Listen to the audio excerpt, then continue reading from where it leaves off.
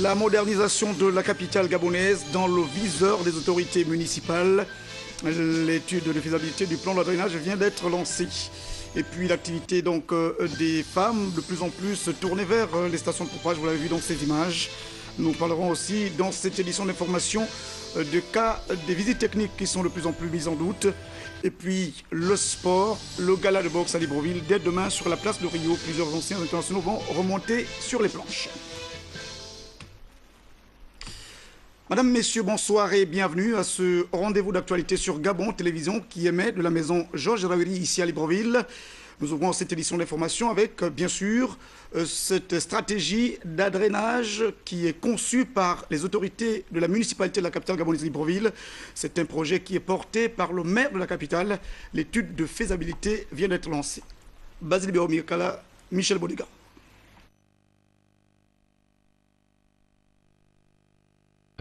Une anomalie qui ne facilite pas la circulation à travers les différents quartiers et surtout l'identification des rues et des maisons. Soucieux de moderniser notre capitale, le maire de la commune, avec l'assistance technique et financière de l'Association internationale des maires francophones, projette l'adressage de celle-ci. Nous avons fait figurer l'adressage de la ville de Libreville. À quoi consiste cette opération et quels sont ses avantages? C'est une opération qui consiste à localiser sur un terrain ou une parcelle une habitation à partir d'un système de cartes mentionnant la dénomination ou la numérotation de rues et de portes. C'est pour faciliter le repérage. Et le repérage, c'est utile à qui? C'est utile à tout le monde, la population d'abord. Les taxis pourront nous déposer à des adresses précises. Nous pourrons avoir des livraisons à domicile et qui sait, pourquoi pas des facteurs. Ce sera utile aussi pour certains services comme Gabon Télécom ou bien la SEG. Ce sera utile pour la mairie, par exemple, pour une meilleure gestion du patrimoine urbain, ou bien pour le recouvrement, ou encore pour savoir quelles sont les constructions qui empiètent sur le domaine public. Au terme de ce projet, Libreville ressemblera aux autres métropoles d'Afrique où, quand on se déplace, on dira par exemple « Amenez-moi à l'avenue de Cointé au numéro 50 » et non, comme on a l'habitude d'entendre le plus souvent, « Taxi, déposez-moi à Fin-Goudron » ou derrière l'Assemblée nationale. Il faut rappeler donc que ce plan d'adressage de la capitale gabonaise était attendu depuis plusieurs années. Parlons maintenant des métiers qui se valent et qui s'exercent sans complexe. Le cas par exemple, le métier de pompiste des stations-service, davantage prise d'assaut par les jeunes compatriotes, des femmes notamment. C'est l'enquête signée ce soir de Linda Nyumba Mungengi et de Pierre Claverla de la rédaction de Gabon Télévision. La nouvelle dimension sociale du statut de la femme impulsée depuis peu par la politique du chef de l'État se dessine grandement dans notre pays. De l'époque des tâches domestiques qui lui étaient réservées aux hautes responsabilités qui lui sont assignées aujourd'hui, la femme gabonaise continue de s'affirmer dans la plupart des secteurs d'activité, en l'occurrence ceux ayant trait au métier des hommes. C'est le cas par exemple du métier de pompiste dans les stations-service Pétro-Gabon de Libreville, où ces dernières se distinguent avec brio. Donc aujourd'hui, nous comptons à peu près 33% de femmes, 120, 123. Elles apportent, on va dire, en termes de qualité de service, un peu plus d'enrobage en fait à la qualité de service que nous apportons à Pétro-Gabon. Les femmes sont vraiment motivées à servir, à faire ce service-là. À chaque fois que j'ai été servie, c'est vrai que c'était très bien. Sans soupçon de paresse ni complexe devant certains regards et leurs collègues masculins, ces braves et dynamiques pompistes nous disent tout leur enchantement. C'est un bon travail, c'est pas compliqué, c'est facile, puisque les hommes aussi et les femmes aussi maintenant font les métiers des hommes, pourquoi pas aussi devenir pompistes. Ces comportements exemplaires devraient donc convaincre celles qui jusqu'ici font encore montre de réticence face à ces métiers dits des hommes, car la femme contribue là, elle aussi, au développement du tissu économique de notre pays. Nous allons maintenant aux abords des voies publiques qui, vous le savez, sont davantage investies par les vendeurs des véhicules d'occasion. L'activité, vous imaginez bien, rapporte beaucoup d'argent, mais vous imaginez aussi les désagréments. Arnaud Ondo, Chris Lamaïda. Ils sont pour certains fraîchement débarqués d'Europe et encore sans plaque d'immatriculation. D'autres sont entre les mains de leurs propriétaires, munis d'affiches véhicules à vendre. Tous sont remis sur le marché de la vente des véhicules d'occasion. Lorsqu'ils ne circulent pas à travers la ville à la recherche d'un potentiel acquéreur, ils restent parqués aux abords de la chaussée. Le phénomène se répand et s'observe à travers toutes les rues de la capitale, obstruant ainsi la chaussée. Il y a beaucoup de soucis par rapport à cette situation. Vous savez, d'autres vont jusqu'à confondre les arrêts tertiaires au parking. Je trouve qu'ils vont un peu au-delà de ce qu'il faut faire. Au-delà de son caractère insalubre, la commercialisation des voitures d'occasion vient davantage accentuer l'encombrement d'une chaussée débordée par un parc automobile existant et qui est en constante augmentation. Dans un contexte marqué par l'absence de parking, il serait souhaitable que les autorités se penchent sur cette activité qui gêne la circulation. Un autre problème demeure bien, la fiabilité des visites techniques davantage mise en doute par plusieurs personnes, notamment les automobilistes. Le problème s'est même encore posé lorsqu'un camion qui transportait des vivres frais a brusquement pris feu sur l'axe d'Ndemouila. Reportage. Quand on contourne les prudents critères d'accès aux visites techniques des automobiles, engins et camions gros et moyens porteurs, voici ce qui peut arriver. Un camion frigorifique qui circulait entre Ndende et Mouila-Langounier et qui a subitement pris feu. Face aux flammes d'une rare violence, le conducteur est descendu, laissant peut-être la recette des dernières livraisons avant de fuir les lieux, craignant une explosion causée par le gaz. Ces derniers temps, aux accidents se succèdent les incendies des véhicules et automobiles mettant à nu le manque de rigueur des centres techniques automobiles. Certains de leurs personnels sont jugés corrompus. Revenons à Libreville et cette image insoutenable d'une femme très âgée, fatiguée sans ressources, abandonnée même par sa famille, et qui donc est couchée à l'entrée du plus grand centre hospitalier universitaire de la capitale gabonaise. Bien sûr, l'opinion s'interroge pour l'instant sur l'insensibilité des services sociaux. Reportage, Wivin Wadang, Michel Bodega.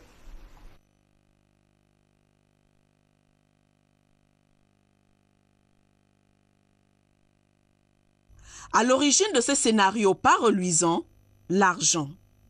Après le décès de son mari, cette dame septuagénaire se serait vue expulsée de son domicile par ses enfants.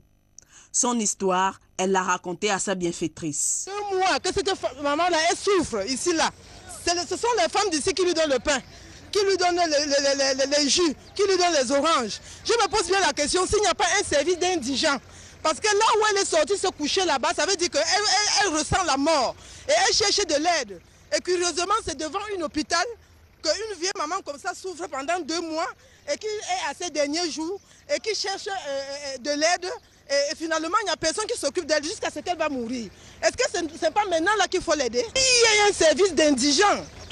Parce qu'elle nous raconte, quand elle était encore solide, quand on pouvait lui poser la question, elle dit qu'elle a des enfants, son mari est mort et à la mort de son mari, les enfants l'ont chassée de l'héritage parce qu'on ne voulait pas qu'elle perçoive l'allocation. Si le phénomène d'abandon des personnes du 3e âge mérite une attention particulière des autorités compétentes, notamment du ministère des Affaires sociales, il n'en demeure pas moins que la culture africaine qui veut que le vieux soit sacré ne s'éloigne pas de la conscience collective. Toujours dans cette édition d'information, revenons ce soir sur les heurts sociopolitiques qui, vous le savez, ont secoué la capitale gabonaise Libreville aux alentours du 17 août 2012, alors que, bien sûr, les autorités et aussi les citoyens célébraient le 52e anniversaire de l'indépendance de notre pays. En attendant de diffuser la réaction des jeunes de la commune d'Ovendo, ce soir, nous diffusons celle des femmes, toujours de cette commune d'Ovendo. Porte-parole de cette association et collectif des femmes d'Ovendo, Khadija Dibatava, dont les propos ont été recueillis par Chris Lamaïnda de la rédaction. Femmes, face aux événements qui se sont déroulés le 15 août 2012 dans le 2e arrondissement de la commune voisine de Libreville, nous, femmes de la commune d'Ovendo, venons interpeller nos enfants à plus de sagesse et à plus de prudence. Oui, chers enfants, nous vous disons, refusez de vous faire instrumentaliser, refusez d'hypothéquer votre avenir pour des gens qui ne le méritent pas. Ouvrez les yeux, car pendant que vous êtes exposés dans les rues, leurs enfants sont très protégés et paisiblement installés en Occident. Chers enfants, soyez sages, car en tant que mère, nous n'aspirons qu'à votre bonheur et à votre réussite. Et nous savons que le président Ali Bongo Ondimba est actuellement le seul homme soucieux de votre avenir. Par les actions de sa politique de l'émergence, il est en train de poser les jalons d'un Gabon nouveau et prospère qui nous permettront d'affronter l'avenir en toute confiance. Alors, chers enfants, comme nouveaux maires, soyez derrière le président Ali Bongo Ondimba pour que vive la paix et l'unité nationale, car il est la solution pour bâtir ce Gabon que nous rêvons tous, un Gabon prospère et convivial. Par cet acte, nous, femmes et mères de la commune d'Ovendo, nous réaffirmons, Excellence, Monsieur le Président de la République, notre totale adhésion à votre gouvernement et à toutes les institutions de la République. Nous vous accompagnons à booster hors du Gabon le vermine qui voudrait ternir l'unité nationale. Vive le Président de la République, chef de l'État Ali Bongo Ondimba. Vive les institutions de la République. Vive le Gabon fort et uni. Alors, je le disais, nous reviendrons demain, toujours à la même heure, sur la déclaration des jeunes de la commune voisine d'Ovendo. En relation justement avec la célébration du 52e anniversaire de l'indépendance de notre pays, le Gabon, eh bien, l'événement a été célébré à Coco Beach, mais aussi dans le 5e arrondissement où les fédérations, les cadres et les militants du Parti démocratique gabonais se sont mobilisés. Nous y reviendrons aussi demain. Mais l'événement a été aussi célébré à l'intérieur, à Fougamou notamment. C'était en présence de plusieurs autorités et de Cédric Molé Malonga et de Guy Franka Mangaka. La souveraineté internationale ne sont pas passés sous silence à Fougamou, dans le département de Tsamba-Magoti. Ces populations respectueuses et très attachées aux valeurs républicaines ont fait le déplacement en masse de cette place des fêtes pour apprécier le traditionnel défilé.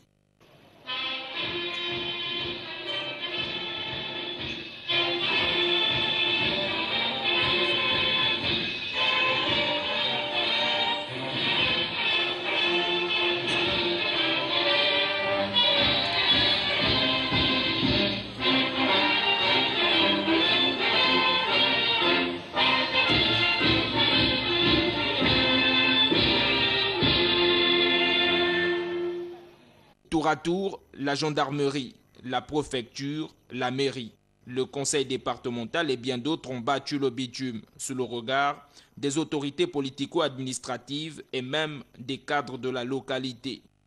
Une fête de l'indépendance à Fougamou, célébrée sous le signe de la fraternité qui a donc tenu toutes ses promesses, puisqu'après, l'on a pu assister à une remarquable course de pirogues sur le fleuve de Langounier. Poursuivons cette édition d'information pour parler maintenant sport. La place mythique de Rio à Libreville va abriter demain une cérémonie de gala de boxe, bien sûr parrainée par Gabon Boxe, l'association Gabon Boxe. Il s'agit bien sûr d'une manifestation en l'honneur de l'international Alain Ota. Fumkas Devonbele, service des sports de Gabon Télévision. Ce samedi 25 août 2012, le Carrefour Rio sera le théâtre choisi pour abriter la cérémonie de gala de boxe de l'ancien pugiliste gabonais Alain Ota, figure emblématique du noble art gabonais. Un cérémonial qu'organise l'association Gabon Boxe. 10 combats de vétérans d'1 minute et 30 secondes pour 3 rounds sont retenus pour les anciens pugilistes. 4 combats de jeunes assortis de décisions, c'est-à-dire respectant les principes de base de la boxe, sont au programme. 3 rounds pour 3 minutes sont autorisés pour ces jeunes qui ont beaucoup à apprendre de leurs illustres prédécesseurs. Au nombre des vétérans attendus, Désiré Olo, ancienne gloire de noble art ayant pris part au JO de Los Angeles en 1984 et de Séoul en 1988. Julien Boumba, autre pugiliste de haut rang, ayant participé au JO de Barcelone en 1992, a confirmé sa participation au jubilé d'Alain Ota, de même que Thierry Nzouba, vice-champion d'Afrique en 1992, et Léonce Ibouanga, médaille d'or aux Jeux de la francophonie en 2005. Pour nous résumer, est une sorte de communion entre les anciens boxeurs, les anciennes gloires, ceux-là qui ont fait parler, qui ont fait retentir l'hymne national à l'extérieur, les jeunes boxeurs. Ceux-là, après avoir contemplé la souplesse, l'élégance des anciens, vont se souvenir, vont se remémorer ces instants-là et mettre en pratique ce qu'ils ont vu. C'est donc des affiches alléchantes auxquelles auront droit les amoureux du noble art. Et cela vaut le déplacement du Carrefour Rio. En football, dans le 4e arrondissement de la capitale gabonaise, le tournoi de football Marseille-et-Loire-Andy-Chambrier vient de livrer son aboutissement. Il s'agit d'une finale palpitante, à l'issue de laquelle, finalement, Djougou FC a déclassé le tenant du titre, Baba FC. Raissa Lormeza, Nina Masunga. L'édition 2012 de la Coupe Solidarité, baptisée Coupe Marseille-et-Loire-Andy-Chambrier, jumelée au 10e anniversaire de cette compétition qui fait désormais autorité dans le 4e arrondissement, a drainé du monde pour la phase finale des différentes disciplines retenues à l'exemple du football. La rencontre avait un air de déjà-vu et annonçait une belle opposition entre Baba FC en noir, détenteur du titre, et Ndjougou FC en rouge. La partie, débutée avec beaucoup de retard, va se jouer serrée. Les deux équipes le démontrent clairement sur le terrain. Score final, 0 but partout. La fatidique épreuve de tir au but en début de soirée décrochera Baba FC en noir de son trône. L'équipe de Ndjougou FC aura plus de chance et s'offrira le titre de champion 2012. J'avais confiance à mon équipe et l'équipe en France, tellement je le connais et puis voilà, je savais que je l'aurais. Après le football, place au basketball. Le parrain, impliqué pleinement pour la réussite de cette 10e édition, donnera le coup d'envoi du match Stadium en rouge contre AONG Basketball en blanc. Malgré la détermination des coéquipiers d'Igor Kabeya et Bebino et l'adresse du premier cité dans les shoots, cela ne suffira pas à faire fléchir les rouges. Le score final sera de 73-61 pour Stadium qui conservera son titre de leader. Ludo, Scrabble, damier, tout était au rendez-vous.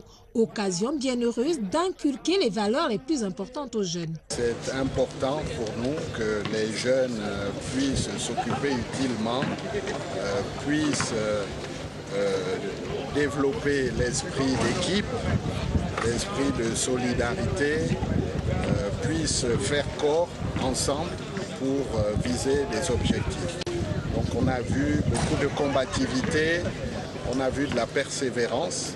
Je pense qu'ils se rendent compte de leur faiblesse et de l'effort nécessaire pour avancer, en même temps que nous voyons qu'il y a des talents.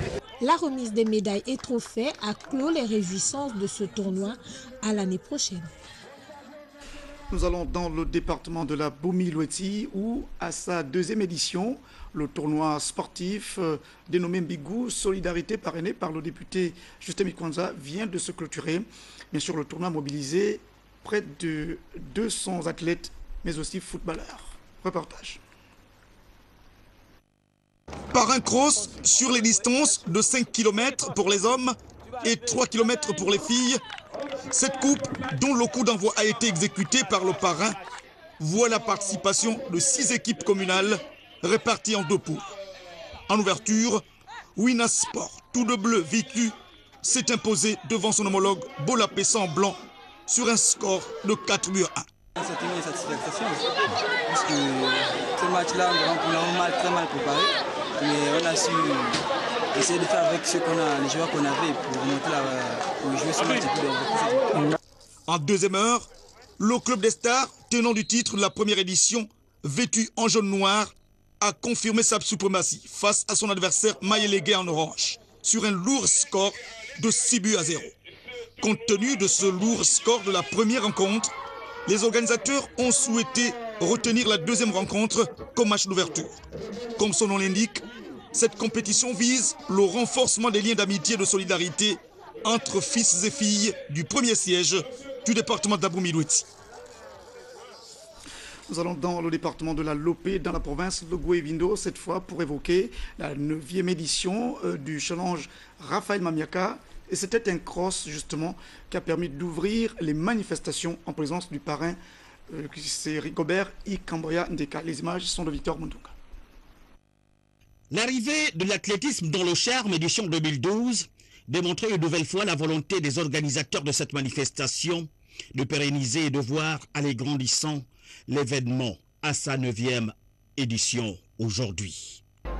Hier, une idée banale d'un groupe de filles et fils de Boué. Constatant le vide des activités pouvant intéresser les jeunes vacanciers, qu'ainsi est né le charme, dans la fraternité, la solidarité et le fair play. 2012 a vu arriver des invités de marque, surtout ceux du ministère des Sports. Le parcours devient alors différent. Nous voulons cultiver l'amour du prochain, la convivialité, la fraternité, la solidarité, n'est-ce pas? Voilà l'idéal qui anime tous les acteurs. Boué s'est mobilisé. L'événement fait désormais partie du patrimoine sportif et culturel au calendrier annuel des manifestations de cette ville. Juniors hommes et dames, seniors hommes et dames, vétérans hommes et dames, oui, ils étaient tous là et ont chacun avalé 6 km de route pour marquer l'histoire de cette 9e édition. Sous les regards et encouragement des populations, il fallait être endurant sur ces collines pour finir vite et très vite sur la ligne.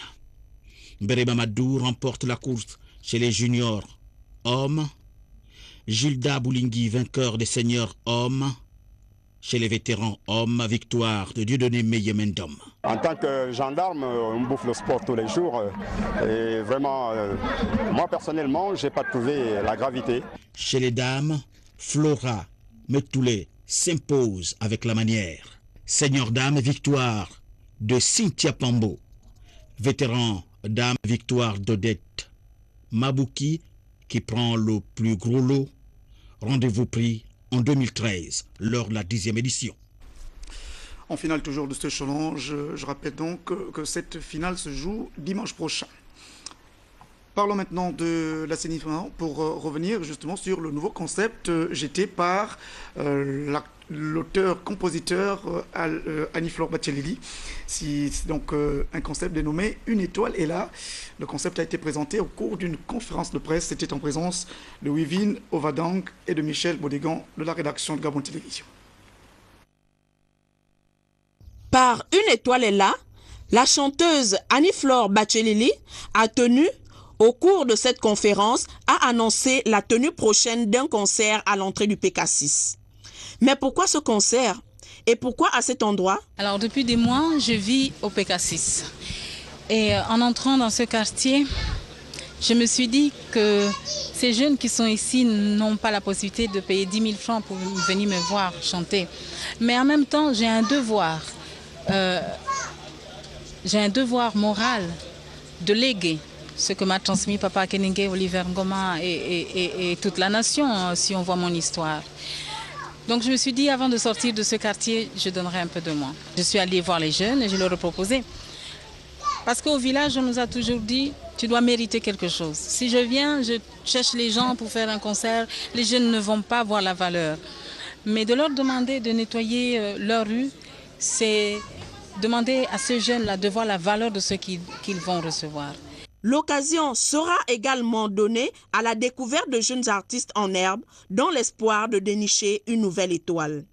C'est aussi un moyen de mettre sur scène les jeunes du quartier de 6. C'est aussi un moment pour léguer à cette jeunesse-là ce festival. Parce que ça va être un festival, ce sera maintenant comme ça chaque année. Les jeunes du 6 vont s'organiser autour de cette initiative pour promouvoir d'abord les talents du 6 et aussi inviter d'autres personnes à venir découvrir justement ce grand festival. Visiblement, ce concert donne satisfaction aux riverains. Aujourd'hui, on est satisfait par rapport à la rédaction, par rapport à l'acte d'Annie-Flore qu'elle pose aujourd'hui. Ça nous satisfait, ça nous prouve qu'elle a l'amour pour ses frères du quartier. Le concert gratuit est fixé pour le 26 août 2012 et verra la participation d'autres artistes, notamment Michel Ndao et Marokou. Nous en venons à la page magazine de cette édition d'information sur Gabon Télévision. Le récent séjour dans la province du Wellington, au nord du Gabon, du chef de l'État Ali Bongo Ondimba. Cette province, vous le savez, abrite justement un des plus importants projets économiques du chef de l'État. Il s'agit bien sûr du projet de l'éveil à la culture, mais la culture pose véritablement problème. C'est la presse présidentielle qui me propose ce magazine.